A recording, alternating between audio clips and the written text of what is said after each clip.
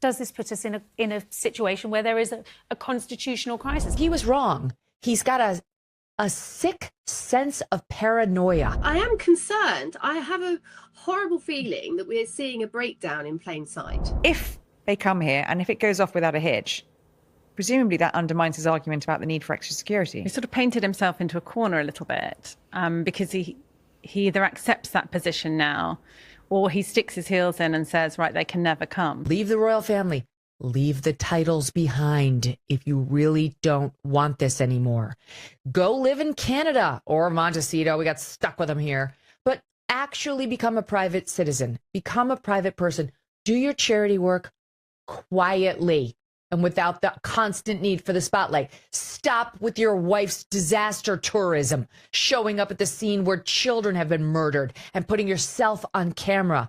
The constant need to be in front of the lens in a way that will eventually pay dividends for them through their as ever line of jam or their next Netflix or Spotify deal. Like, they work the press the same as Princess Diana did, and they just don't want the downsides of it.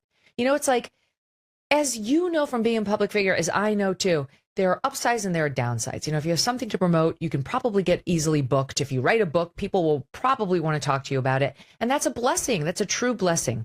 The downside is if they want to write about how crappy you look or you're aging poorly or you're just not a likable person, they can. And you have to take your licks like a professional. That's the lesson these two have never learned. It's none of your business what other people think of you. Take your licks like a grown-up and go on living your beautiful life. If you and whine and sue about it all the time, people hate you. And the press that buys ink by the barrel is only more incentivized to loathe you and to feed the people who loathe you with more negative stories. So it's just the reality of being a public figure. You've got to take it like a grown-up. Stop suing people who have endless supply of time and anger toward you. And when you get a lesson from a judge, take it humbly, quietly, and move on.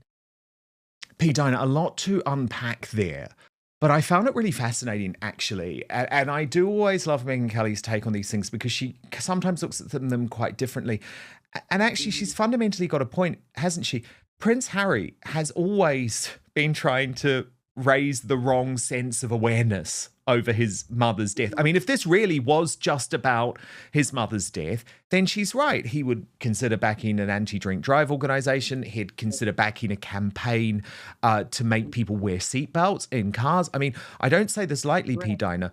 I know how much you adored her too. Princess Diana's death means I never get into a car without a seatbelt on now. I don't care how short the journey is. Her death changed that forever for me. And I will never forget it. You know, he has created a fantasy battle where he's a fantasy player.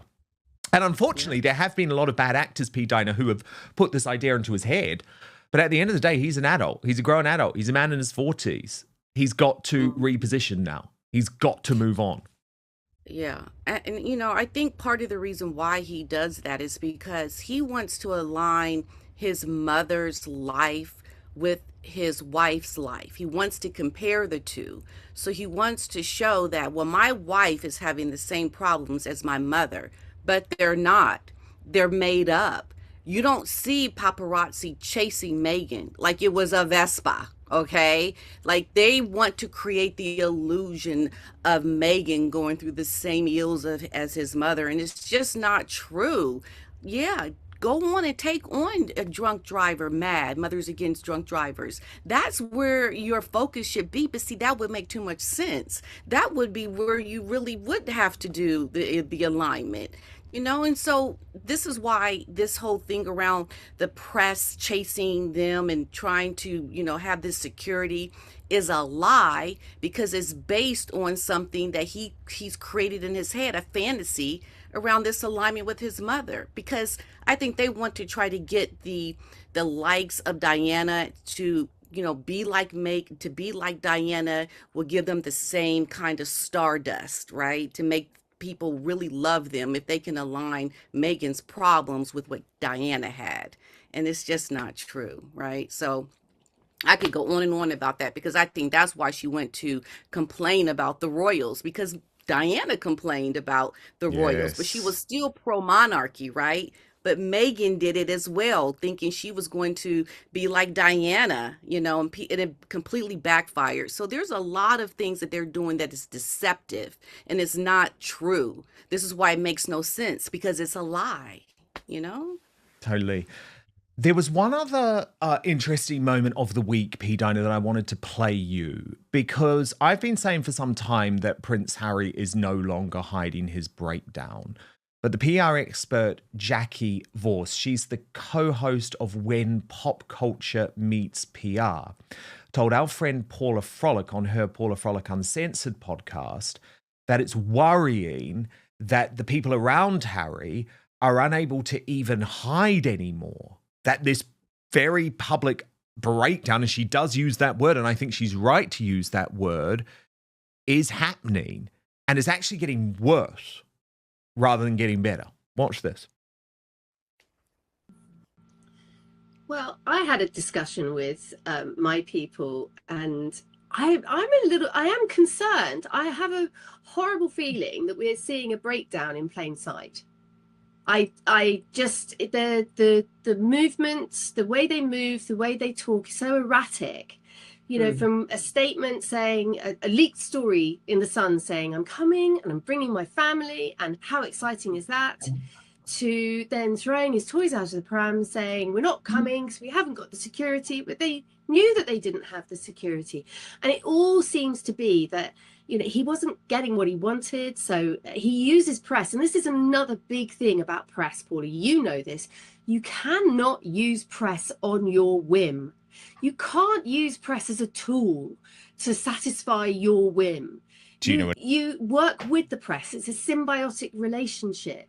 And this is where Harry gets it so wrong. He's attacking the press and then wanting the press to leak stories so that he can get his way with his security. It's just so erratic. And I do worry that he isn't operating correctly. I think it goes even further than them making money now, Paula. As I said when we started talking, I think that it's beyond brand Sussex. I think it's gone into a constitutional thing right now, and I think there's going to be a few of those men in grey suits scratching their heads and thinking, this all has to stop. I found that really interesting too. P-Dina, what do you make of that? Yeah, absolutely. Breakdown, problems in the marriage. There's fighting going on behind the scenes. Absolutely. It makes no sense to have all of this disorder and disarray of what we're doing, what we're not doing, all the security we need. And it's like, get a hold of yourself, handle yourself. Like, you are completely losing it right now.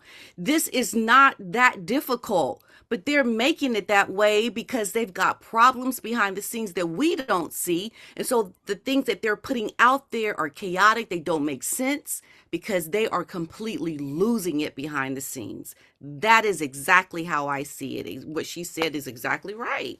It's a complete breakdown of the marriage, of Harry's mental stability. Like, nothing's working out for them. How can it?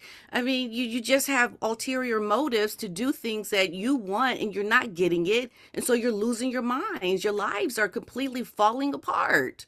It's going to get worse and worse. The more they try to brand and get out there to do all these different things to make money, the worse it's going to get. They're a complete disaster, both of them, Harry and Meghan. And I believe because Harry's the one out there the majority of the time, a lot of this is actually coming from Meghan, that Harry's projecting out to everyone else, right? Yeah, it's crazy what's happening right now behind the scenes. It is crazy, P-Dina. And you know what? You can't trust the mainstream media coverage of it. I keep saying it this week. Of course, you've got to subscribe to the brilliant P-Dina channel on YouTube. You can find her by searching for P-Dina.